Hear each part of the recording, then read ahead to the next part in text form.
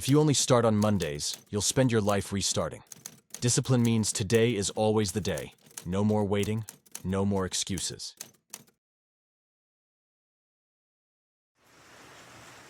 The Discipline Blueprint. Stop starting over every Monday.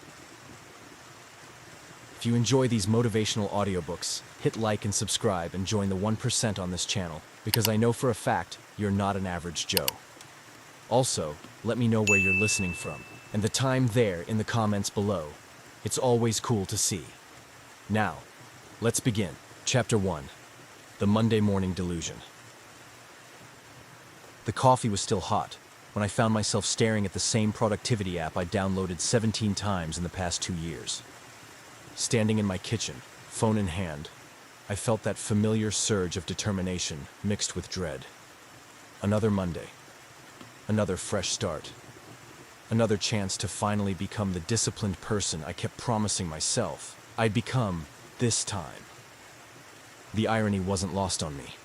Here I was, a successful project manager who could coordinate million-dollar initiatives and meet impossible deadlines. Yet I couldn't stick to a simple morning routine for more than 4 days in a row. But here's the part most people don't get. The Monday morning restart cycle isn't about lacking willpower or motivation.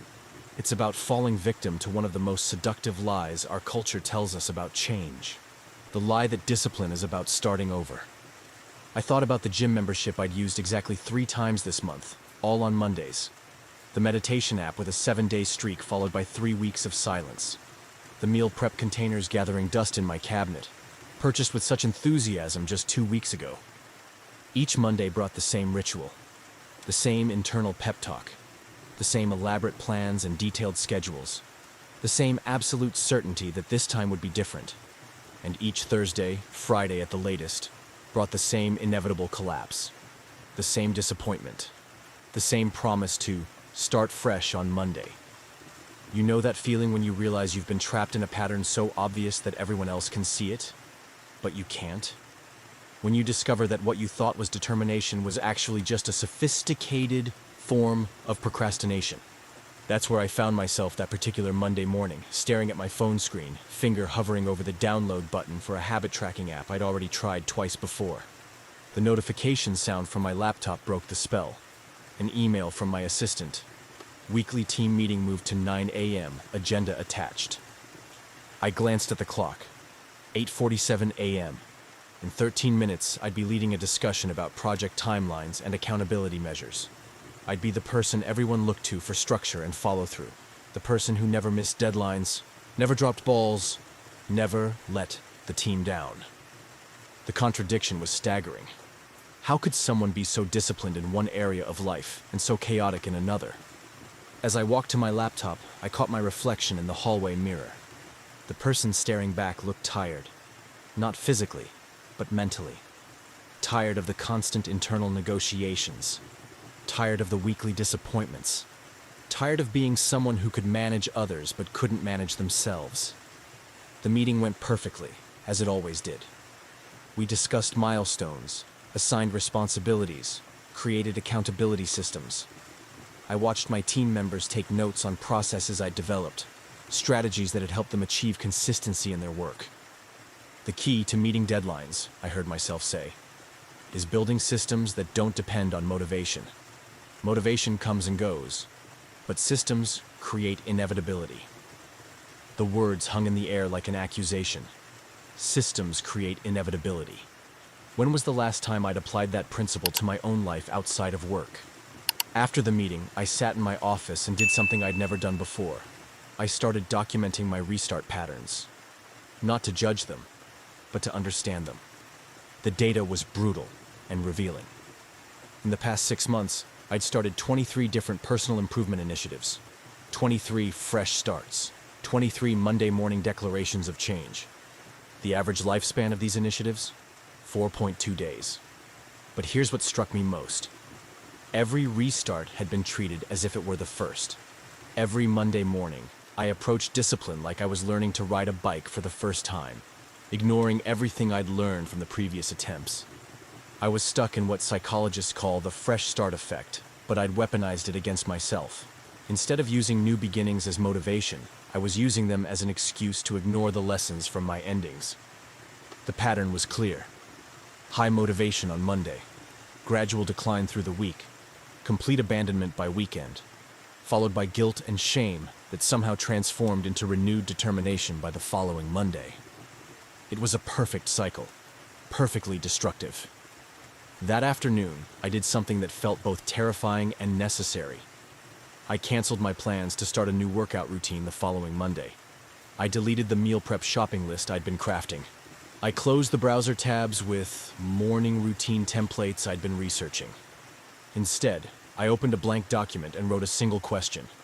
What if discipline isn't about starting over? The question sat there on my screen like a challenge. What if everything I believed about building better habits was wrong? What if the Monday morning restart ritual wasn't the solution, but the problem? I thought about the most disciplined people I knew. My colleague who'd been running the same route every morning for 8 years. My neighbor who'd been learning piano for a decade and could now play complex pieces. My sister, who'd built a successful consulting business through daily, consistent action. None of them talked about fresh starts or Monday morning motivation.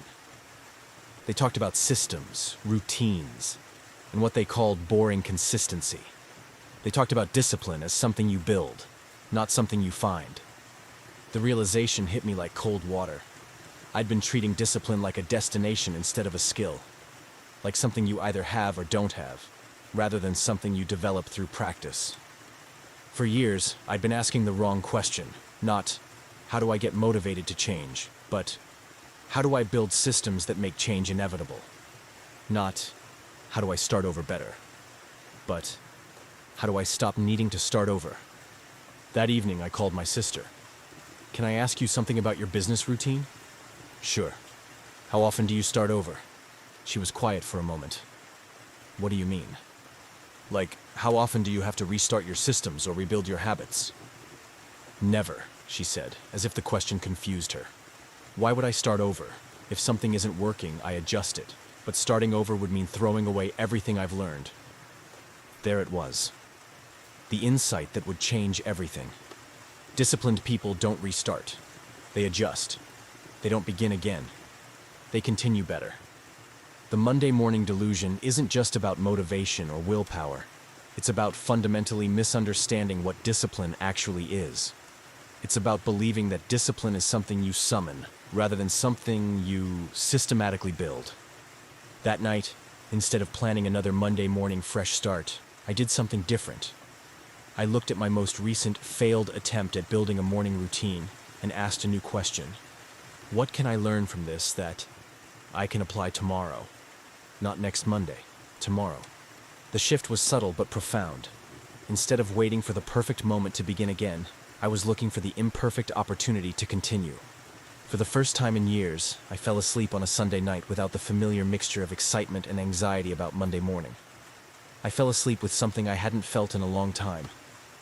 Curiosity about what I might discover if I stopped starting over and started building instead. The Monday morning delusion had kept me trapped in a cycle of temporary motivation and permanent disappointment. But recognizing it as a delusion was the first step towards something I'd been seeking for years without knowing it. The kind of discipline that doesn't depend on fresh starts because it never actually stops. Chapter 2. The Psychology of False Starts. The breakthrough came during a conversation I never intended to have. I was sitting in a coffee shop, working on what I'd started calling my discipline archaeology project, when a woman at the next table answered her phone with obvious frustration. "Mom, I know I said I was going to start eating better this week," she said, her voice carrying the weight of familiar disappointment. "But Sarah brought donuts to the office, and then we had that client dinner, and you know how it is. I'll start again on Monday."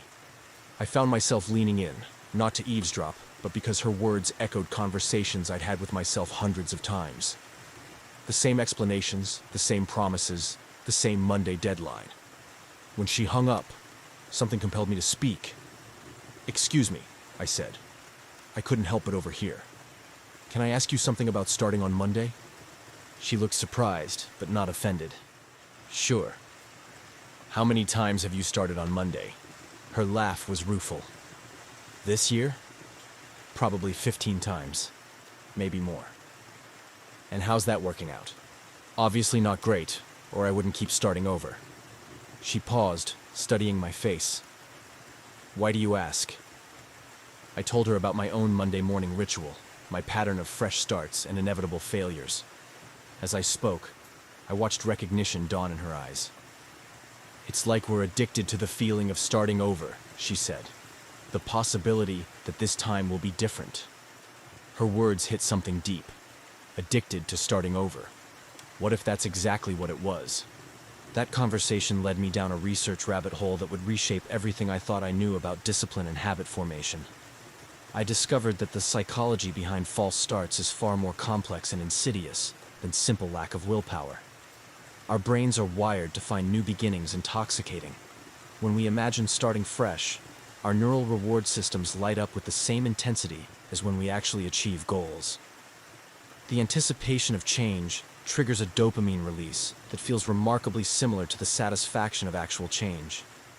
This means that planning to start over on Monday can be almost as rewarding as actually following through. Almost. The problem is that this neurochemical reward is front-loaded. We get the good feelings up front, during the planning and anticipation phase, which reduces our motivation to do the actual work when Monday arrives.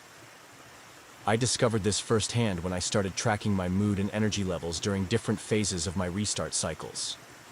The highest peaks of optimism and determination consistently occurred on Sunday nights and Monday mornings. The lowest valleys happened on Thursdays and Fridays, right before I'd begin planning my next fresh start. I was essentially getting high off my own potential for change, then crashing when reality required sustained effort instead of renewed enthusiasm. But the neurochemistry was only part of the story. The deeper issue was what psychologists call all-or-nothing thinking, and it was sabotaging every attempt at lasting change. I interviewed dozens of people caught in restart cycles, and the pattern was remarkably consistent. Everyone believed that discipline required perfection. One missed workout meant the fitness plan was ruined. One unhealthy meal meant the diet was over. One skipped meditation session meant the mindfulness practice was a failure. This perfectionist mindset turned minor deviations into major catastrophes. Instead of treating mistakes as data points or learning opportunities, we treated them as evidence that we weren't cut out for discipline. "I'm just not a morning person," one person told me after abandoning their 5th attempt at a 6 a.m. routine.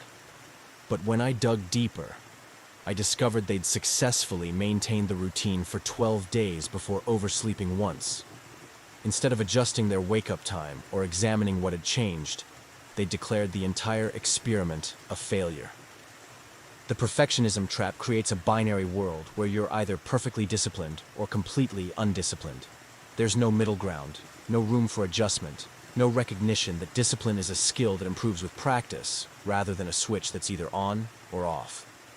The most fascinating discovery came from examining the language people used when describing their restart cycles. Almost everyone spoke about their future disciplined self as if they were talking about a different person. "When I'm finally disciplined, I'll wake up at 5 a.m. every day. The new me is going to meal prep every Sunday. Once I get my act together, I'll never miss a workout." This language revealed a fundamental misunderstanding about how change actually works. Instead of seeing discipline as an evolution of their current self, people were trying to become someone entirely different. They were attempting identity replacement rather than identity development. The psychological cost of this approach is enormous. Every time you fail to live up to your idealized future self, you reinforce the belief that you're fundamentally flawed in your current form. Every restart becomes an indictment of who you are right now. I experienced this personally during my years of Monday morning fresh starts. Each new attempt was accompanied by an implicit rejection of my previous self. I wasn't trying to improve. I was trying to escape. Perhaps the most damaging false belief underlying restart cycles is the idea that discipline requires constant motivation.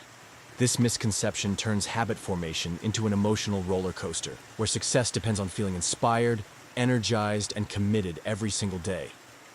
But motivation is an emotion, and emotions are temporary. Building discipline based on motivation is like building a house on quicksand. It might hold up during good weather, but it will collapse the moment conditions change. I learned this lesson through careful observation of my own patterns. My most successful periods of consistency happened when I felt least motivated. The days I went to the gym despite feeling tired. The mornings I meditated despite feeling rushed. The evenings I wrote despite feeling uninspired. These unmotivated actions taught me something crucial. Discipline isn't about feeling like doing something. It's about doing something regardless of how you feel. Social media has amplified another psychological factor that fuels false starts: the comparison trap. We're constantly exposed to curated versions of other people's discipline and success, which creates unrealistic expectations for our own journey. Someone posts about their 5 a.m. workout, and we assume they wake up feeling energized and motivated every day. Someone shares their meal prep photos, and we imagine they never struggle with food choices.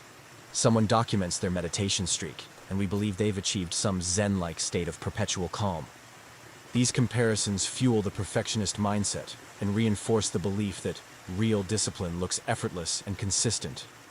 When our own experience inevitably includes struggle, setbacks, and imperfection, we conclude that we're doing it wrong and need to start over with a better plan.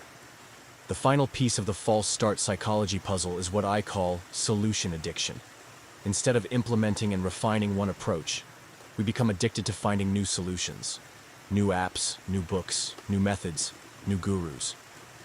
Each new solution promises to be the one that finally clicks, the system that will make discipline easy and automatic. But constantly seeking new solutions prevents us from developing mastery with any single approach. We never stay with one method long enough to work through the inevitable challenges and discover what actually works for our unique situation. I counted 47 different productivity and habit-forming apps on my phone. 47 solutions to the same problem, none of which I'd used consistently for more than 2 weeks. The psychology of false starts isn't about weakness or lack of character. It's about operating from a fundamentally flawed understanding of how discipline actually develops. It's about trying to force change through willpower and motivation, instead of building it through systems and practice. Understanding these psychological patterns was the first step toward breaking free from them. But understanding alone wasn't enough. The real breakthrough came when I started treating discipline not as a character trait I either possessed or lacked, but as a skill I could systematically develop. That shift in perspective changed everything. Instead of asking, "Why can't I stick to anything?" I started asking, "What can I learn about building consistency?" Instead of planning another fresh start, I started designing better systems. The psychology of false starts had kept me trapped in a cycle of temporary motivation and permanent disappointment. But understanding that psychology was the key to building something I'd been seeking for years. The kind of discipline that doesn't depend on feeling motivated because it's built on something far more reliable than emotion. It's built on systems. And systems, unlike motivation, don't take weekends off. Chapter 3. The Foundation of Unbreakable Habits. The revelation came from an unexpected source: my dishwasher. I was standing in my kitchen, loading plates after dinner, when I realized I'd been performing this exact routine every night for 3 years without a single missed day. No motivation required. No Monday morning fresh starts. No elaborate planning or goal setting. I simply finished eating, cleared the table, loaded the dishwasher, and started it. Every single night. For over 1,000 consecutive days. The irony was staggering. Here I was, someone who couldn't maintain a workout routine for a week, yet I'd unconsciously built and maintained a perfect habit that required zero willpower or motivation. What was different about loading the dishwasher? That question led me to deconstruct every automatic behavior in my life, searching for the hidden principles that made some actions effortless, while others required constant negotiation with myself. The patterns I discovered became the foundation of what I now call unbreakable habits. Systems so integrated into your life that disrupting them feels harder than maintaining them. Loading the dishwasher worked because it had 4 characteristics that my failed habit attempts lacked. The dirty dishes were impossible to ignore. They created visual and practical pressure that made the action feel necessary rather than optional. The habit was anchored to the natural end of eating, creating an obvious trigger that occurred every day. Clean kitchen, clear counters, fresh start for tomorrow.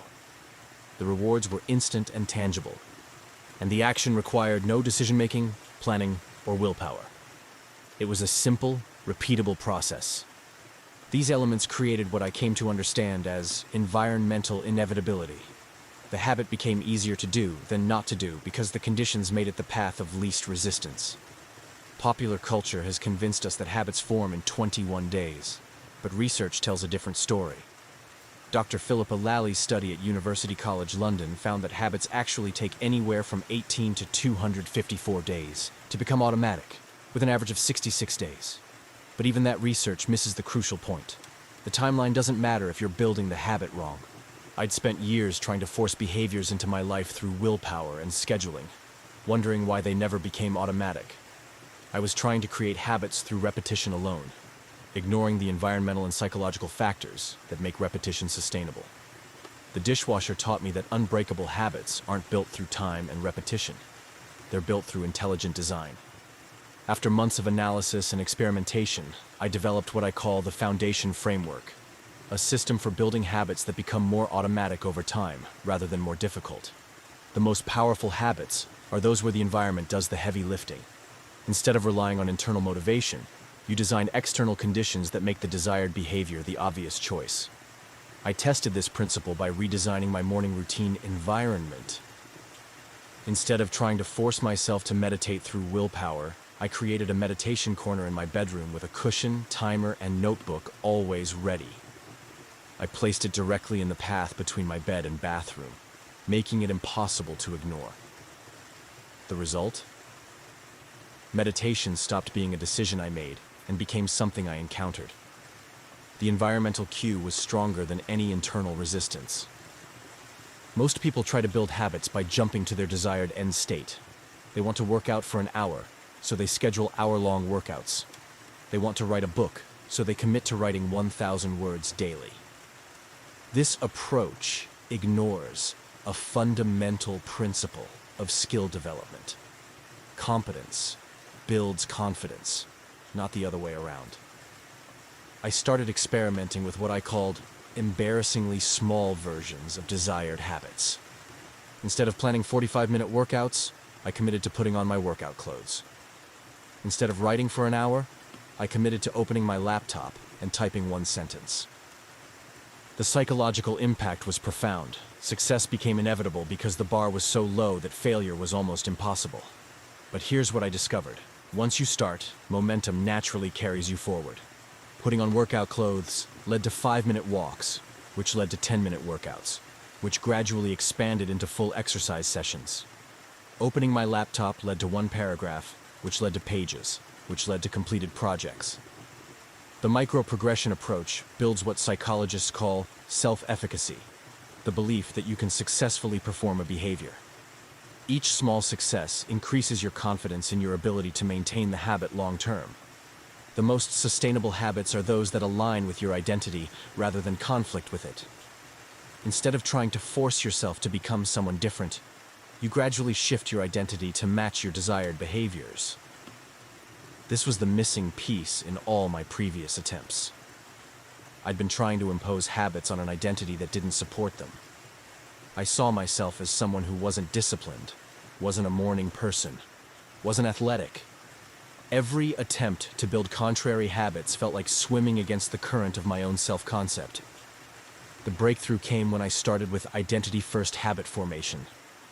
Instead of trying to exercise because I should, I started with the question, what would someone who values their health do in this situation? This subtle shift changed everything. I wasn't trying to force myself to exercise despite being undisciplined. I was exercising because I was someone who prioritized their well-being. The identity shift happened gradually, reinforced by each small action that aligned with the person I was becoming, rather than the person I thought I was. Unbreakable habits don't exist in isolation. They're integrated into larger systems that support and reinforce each other. Each habit becomes a node in a network of behaviors that work together to create the life you want. I discovered this principle by accident when I noticed that my most successful habit changes created positive ripple effects. When I started preparing healthy lunches, I naturally began eating better breakfasts. When I established a consistent bedtime, my morning routine became easier. When I created a writing practice, I found myself reading more. These weren't separate habit-building efforts. They were interconnected elements of a lifestyle system where each component made the others easier to maintain. The most remarkable discovery was how foundation-based habits compound over time. Unlike willpower-based attempts that require constant energy input, properly designed habits become energy sources. Each successful day builds momentum for the next. Each automatic behavior frees up mental energy for other priorities. Each identity-aligned action reinforces your belief in your ability to change. After 6 months of applying the foundation framework, I realized I'd stopped thinking about habit formation entirely. The behaviors I'd once struggled to maintain had become so integrated into my life that disrupting them would require more effort than continuing them. I was no longer someone trying to build discipline. I was someone who lived disciplined because discipline had become the natural expression of the systems I'd built and the identity I'd developed. The foundation framework revealed why Monday morning fresh starts had failed so consistently. I'd been trying to build habits through motivation and willpower, instead of through intelligent environmental design, progressive skill building, identity development, and system integration. Motivation gets you started, but foundation keeps you going. Willpower can force short-term compliance, but only proper foundation creates long-term automaticity. The difference between people who successfully build lasting habits and those who remain stuck in restart cycles isn't character or discipline. It's understanding that habits are built through design, not desire. You don't need more motivation to stop starting over every Monday. You need better foundations. You need systems that make consistency easier than inconsistency. You need environments that support your goals rather than undermine them. You need progressions that build competence gradually rather than demanding perfection immediately. Most importantly, you need to understand that the person who can maintain unbreakable habits already exists within you. They're not someone you need to become through willpower and fresh starts. They're someone you can reveal through better systems and smarter design. The foundation of unbreakable habits isn't built through dramatic Monday morning declarations. It's built through small, intelligent choices that compound over time into the life you actually want to live. And that foundation, once properly laid, never needs to be rebuilt. It only needs to be expanded. Chapter 4. The Science of Consistency. The brain scan changed everything I thought I knew about willpower. I was sitting in Dr. Elena Rodriguez's neuroscience lab, staring at 2 side-by-side images of human brains. One belonged to someone who'd been practicing meditation for 5 years. The other belonged to someone who'd been trying to start a meditation practice for 5 years, but never maintained it longer than a week. The differences were striking, even to my untrained eye. See this area here? Dr. Rodriguez pointed to a region glowing brighter in the consistent meditator's scan. That's the anterior cingulate cortex. It's significantly more developed in people who maintain long-term practices. This is your brain's discipline center, and like any muscle, it grows stronger with consistent use. But the part that fascinated me most was the inconsistent person's brain. Scattered areas of activity, what Dr. Rodriguez called neurological chaos. Every time someone starts and stops a practice, she explained, they're essentially training their brain for inconsistency. The neural pathways for giving up become stronger than the pathways for following through. I'd come to her lab to understand why some people seemed naturally disciplined, while others, like me, struggled with consistency. What I discovered completely flipped my perspective. Discipline isn't a character trait you either have or don't. It's a neurological skill that can be systematically developed. The human brain is designed for efficiency. It constantly looks for ways to automate behaviors, so conscious decision-making energy is preserved for novel situations. This is why you can drive home from work without thinking about every turn, or brush your teeth while planning your day. But here's the crucial insight. Your brain doesn't care if automation is helpful or harmful. It will automate the pattern of giving up just as readily as it will automate following through. Every time you start a habit and abandon it, you're strengthening what neuroscientists call the quit pathway. Every Monday morning restart followed by a Thursday collapse reinforces the neural pattern of inconsistency. That's why my restart cycles had become automatic. I wasn't failing because I lacked discipline. I was failing because I'd trained my brain to be exceptionally good at failing. Then came another revelation about dopamine. Dr. Rodriguez showed me scans focused on the dopamine system. Most people misunderstand how dopamine works, she said. They think it's released when we achieve something, but it's actually released in anticipation of achievement. That one statement reframed everything I thought I knew about motivation and habit formation. When I planned a new workout on Sunday night, my brain flooded with dopamine. The anticipation of becoming fit, disciplined, and healthy triggered the same reward response as actually doing the work. By Monday morning, I'd already received much of the neurochemical payoff, which reduced my motivation to do the actual work. But here's the thing about dopamine. It's trainable. You can literally rewire your brain to find satisfaction in the process, not just the outcome. Consistent people have learned to get their dopamine hit from showing up, Dr. Rodriguez explained, not from imagining the results of showing up. And then I realized something even bigger. Consistency compounds neurologically. Each day you follow through isn't just about that habit. It's strengthening the entire neural network responsible for self-discipline. That's why disciplined people excel across areas of life. It's not that they have more willpower.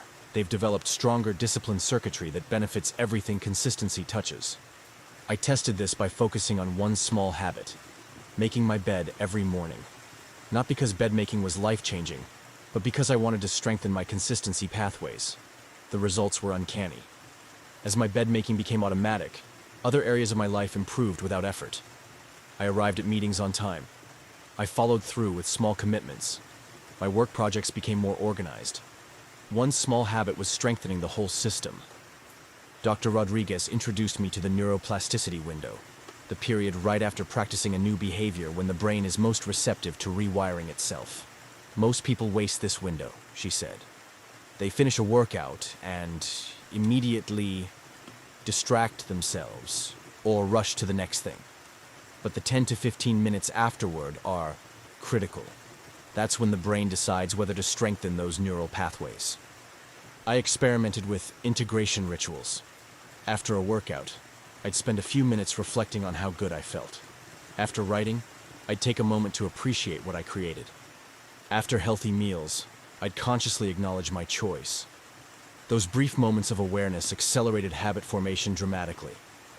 I wasn't just moving through life. I was training my brain to reinforce every positive action. Environmental priming became another game changer. The brain constantly scans for cues about what behaviors are expected. Dr. Rodriguez showed studies where people exercised more when fitness equipment was visible, ate healthier when healthy foods were in plain sight, and read more when books were prominently placed. Most people try to overcome their environment through willpower, she said. But it's far more effective to design an environment that supports your desired behaviors. I treated my living space like a behavioral lab.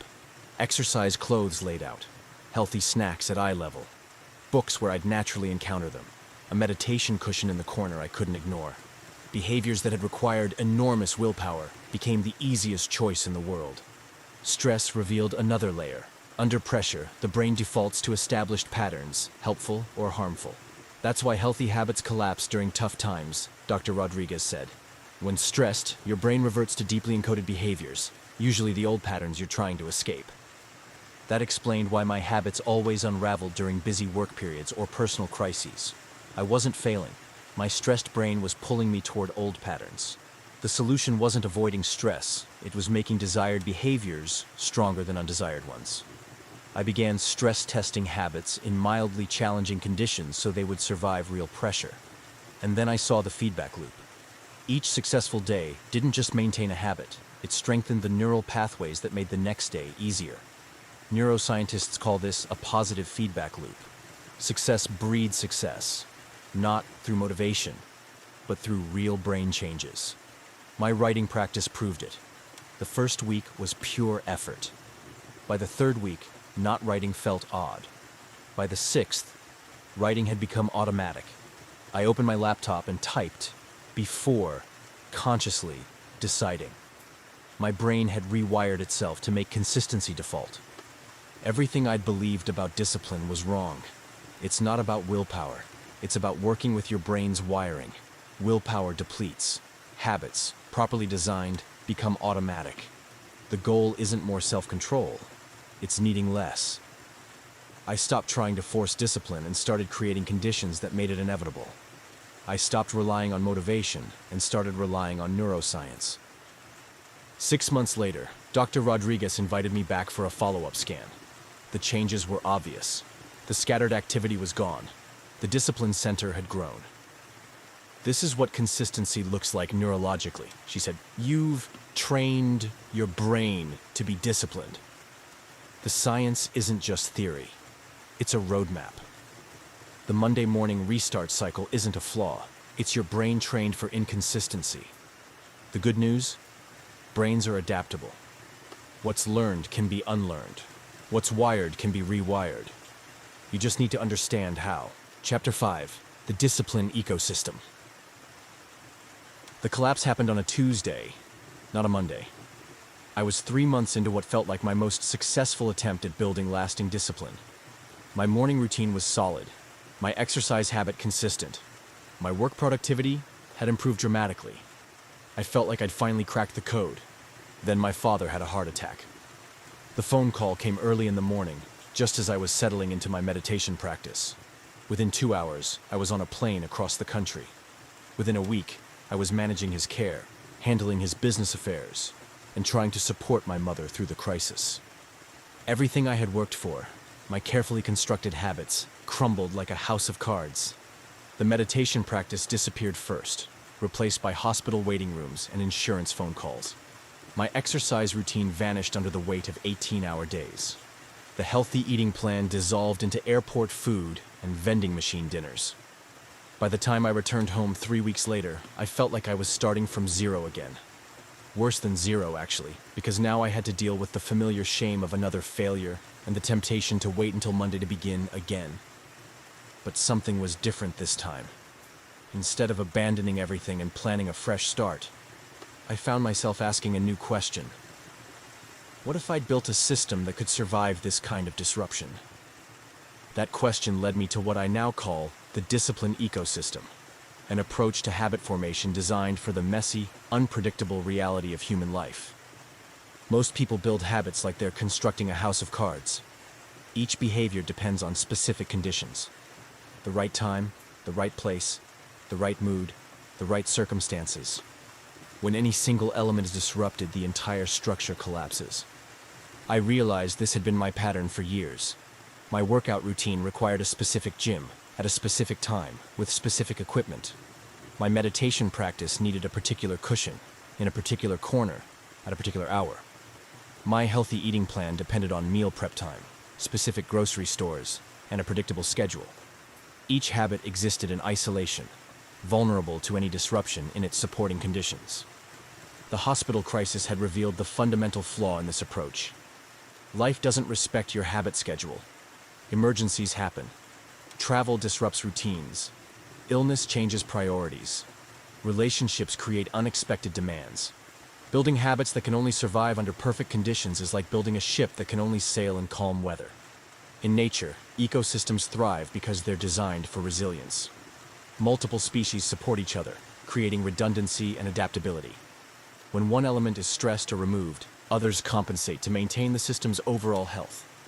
I started applying this principle to my habits, designing what I called behavioral ecosystems, where multiple practices supported and reinforced each other. Instead of one rigid morning routine, I developed 3 different versions. A full routine for normal days, a compressed routine for busy days, and a minimal routine for crisis days. Instead of depending on one specific gym, I created workout options for home, office, hotel rooms, and outdoor spaces. The key insight was building redundancy into every important habit. Not just backup plans, but integrated alternatives that felt natural rather than forced. Through experimentation, I discovered that resilient discipline ecosystems have 3 distinct layers. Core practices are the non-negotiable minimums that maintain your identity and momentum even during the worst circumstances. They're so small and flexible, they survive almost any disruption. For me, That became 5 minutes of morning reflection, 10 minutes of movement, and writing one paragraph. These weren't ideal, but they were survival practices that kept the discipline pathways active when everything else fell apart. The second layer, standard practices, are the habits you maintain during normal circumstances. They're more substantial, but still flexible. My standard layer included 20 minutes of meditation, 30 minutes of exercise, and 30 minutes of writing, each with multiple options depending on circumstances. The third layer, optimal practices, are pursued when conditions are ideal. They represent your full vision for disciplined living, but aren't necessary for maintaining momentum. 45 minutes of meditation, hour-long workouts, extended writing sessions. Aspirational practices that I pursued when possible, but never depended on for consistency. The most powerful aspect of ecosystem thinking was discovering how habits could support and strengthen each other, rather than compete for time and energy. Morning movement energized my writing practice. Evening reflection improved my sleep quality, which improved my morning routine. Healthy eating supported exercise, which supported mental clarity for work. Instead of building separate habits, I was building integrated lifestyle systems, where each element enhanced the others. Just as natural ecosystems adapt to seasonal changes, disciplined ecosystems need to evolve with the changing demands of life. I started treating my habits like a farmer treats crops, adjusting the mix based on current conditions. During high-stress work periods, I emphasized practices that supported mental clarity and emotional resilience. During travel-heavy seasons, I focused on portable habits that didn't depend on specific locations or equipment. I embraced what I called intelligent adaptation, consciously adjusting my practices to match my capacity and constraints. The most surprising discovery was how building a disciplined ecosystem attracted other people who supported my goals. When you consistently show up for yourself, you naturally attract others who value consistency and growth. My workout partner emerged organically from showing up at the gym. My writing accountability group formed when I shared my daily writing practice. My healthy eating habits influenced my family and friends, creating a social environment that supported rather than undermined my choices. The ecosystem extended beyond personal habits into social connections that reinforced disciplined living. I also realized the importance of anti-fragility. Nassim Taleb describes systems that don't just survive stress, but grow stronger from it. Properly designed disciplined ecosystems do this. The disruption caused by my father's health crisis, instead of destroying my habits, ultimately strengthened them. I maintained core practices under extreme stress, developed more flexible approaches to exercise and nutrition, and discovered that discipline isn't about perfect conditions, but consistent adaptation. Traditional habit formation focuses on building new behaviors. Ecosystem thinking focuses on maintaining beneficial systems over time. This shift changed everything. Instead of asking, "How do I start this habit?" I asked, "How do I design a system that will still be working 5 years from now?" This long-term perspective influenced every decision. Habits needed to be sustainable, not just effective. Systems needed to be adaptable, not just optimal. Practices needed to serve the person I was becoming, not just the person I was today. 6 months after implementing the ecosystem approach, I conducted an integration assessment.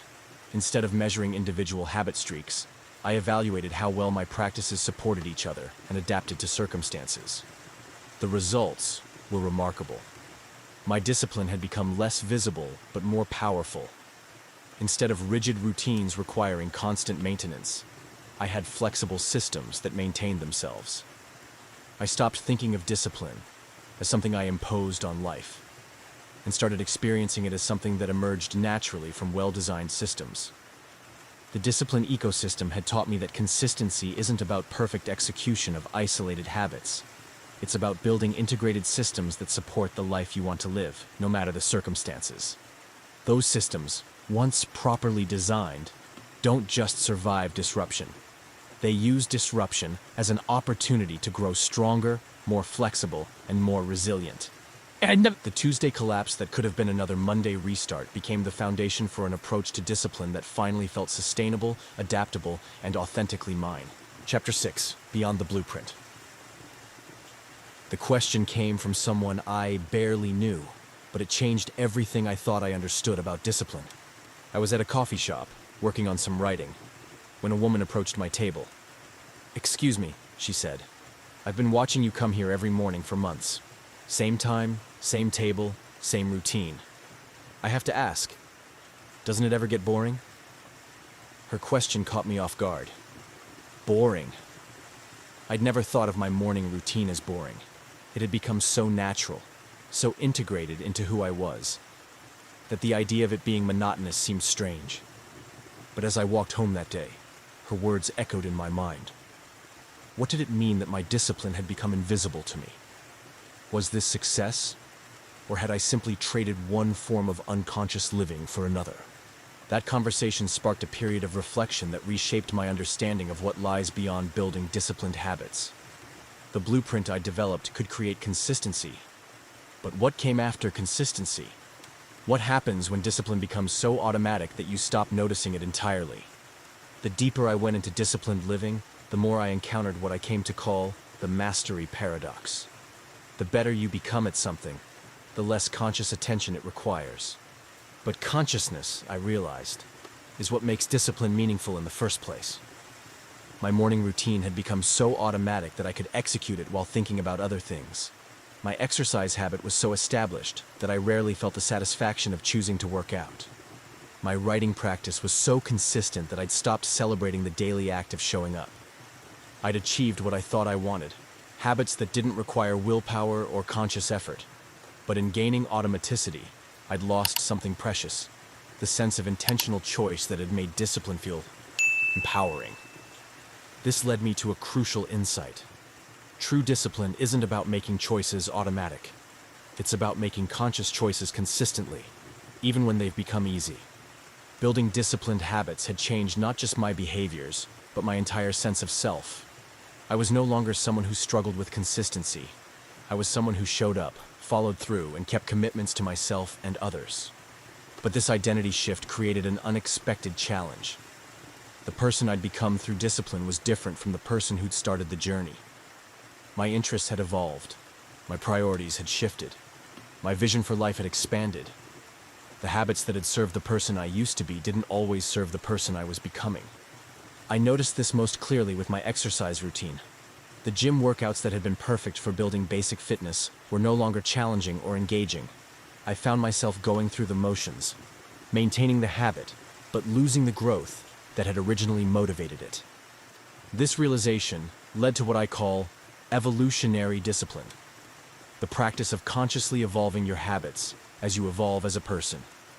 Instead of letting successful habits run on autopilot indefinitely, I developed a conscious maintenance protocol. Every 3 months, I would conduct what I called a discipline audit, examining each of my established practices with fresh eyes. I asked 3 questions. Does this habit still serve the person I'm becoming, or the person I used to be? Is this practice still pushing me to grow, or has it become comfortable maintenance? Do I still find meaning and satisfaction in this behavior, or has it become mechanical obligation? This process revealed habits that needed to evolve, be eliminated, or enhanced. The writing practice that started as a simple daily paragraph had grown into a serious creative pursuit. Meditation, once stress management, had deepened into spiritual exploration. Exercise had evolved from basic fitness to challenges that excited rather than obligated me. One of the most important discoveries was learning to work with the natural seasons of discipline rather than against them. Just as nature has cycles of growth, harvest, rest, and renewal, disciplined living has its own rhythms. I identified 4 seasons in my discipline journey, periods focused on establishing new habits and systems. High energy, high attention, lots of experimentation. Times when established habits are challenged and expanded, pushing boundaries, seeking mastery. Phases where disciplined habits are producing clear benefits. Time to enjoy the fruits of consistency. Periods of reflection, rest, and conscious evolution. Time to audit existing practices, eliminate what no longer serves, and prepare for the next building cycle. Understanding these seasons helped me stop fighting the natural fluctuations in motivation and energy that I had previously interpreted as failures. Instead of expecting constant growth, I learned to honor the rhythms of sustainable discipline. The most profound shift came when I realized that mature discipline isn't ultimately about self-improvement. It's about service. The habits I'd built to better my own life gave me the capacity to better other people's lives. The consistency I developed in personal practices made me more reliable in professional relationships. The self-discipline I cultivated freed up mental and emotional energy to focus on contribution rather than consumption. This realization transformed my relationship with discipline from self-focused to other-focused. I wasn't maintaining these practices just for my own benefit, but because they enabled me to show up more fully for the people and causes I cared about. As my discipline became more established, I found myself naturally becoming a resource for others struggling with consistency. Not because I sought this role, but because people could see the difference in how I showed up in the world. This created what I call the teaching imperative, the responsibility that comes with mastery. When you've learned something valuable, you have an obligation to help others learn it too. But teaching discipline isn't about giving advice or sharing techniques. It's about modeling what's possible and creating environments where others can discover their own path to consistency. The most unexpected outcome of building disciplined habits was how it affected the people around me. My consistency gave others permission to be consistent. My commitment to growth inspired others to examine their own stagnation. My willingness to evolve my practices showed that discipline could be dynamic rather than rigid. This ripple effect extended far beyond personal relationships. The discipline I built in my life began influencing professional work, community involvement, and contribution to causes I cared about. Discipline isn't just personal development, it's social development. When you become someone who can be counted on to show up consistently, you change not just your own life, but the lives of everyone who depends on you. The final insight came from understanding that discipline isn't a finite game with a clear endpoint. It's an infinite game where the purpose is to keep playing, keep growing, keep contributing. This perspective freed me from the pressure to complete my discipline journey or achieve perfect consistency. I embraced discipline as a lifelong practice of conscious choice-making, continuous evolution, and service to something larger than myself. The blueprint I developed wasn't a destination, but a vehicle. Not a final answer, but a better set of questions. Not an end to the journey, but a more skillful way of traveling. 6 months after that conversation in the coffee shop, I understood what the woman had really been asking. She hadn't been asking about boredom. She'd been asking about consciousness. The discipline I built wasn't boring because it was automatic. It was meaningful because it was conscious. Every day, I was choosing to show up as the person I wanted to be, even though that choice had become easier over time. Beyond the blueprint lies not the end of discipline, but its true beginning. The point where habits become expressions of identity, where consistency becomes service, where personal development becomes social contribution. The Monday morning restart cycle had been about trying to become someone different. True discipline is about consistently being who you already are at your best and helping others discover who they are at theirs. The blueprint gets you started. What lies beyond it is up to you. But whatever you choose to build with the discipline you've developed, remember this. The habits you maintain don't just change your life. They change the lives of everyone who witnesses what's possible when someone commits to showing up consistently for what matters. That's the real power of discipline. Not just the ability to change yourself, but the ability to change the world around you, one conscious choice at a time. And that power, once developed, never needs to restart on Monday. It just needs to be used wisely, shared generously, and evolved continuously. The blueprint ends here. Your discipline journey is just beginning.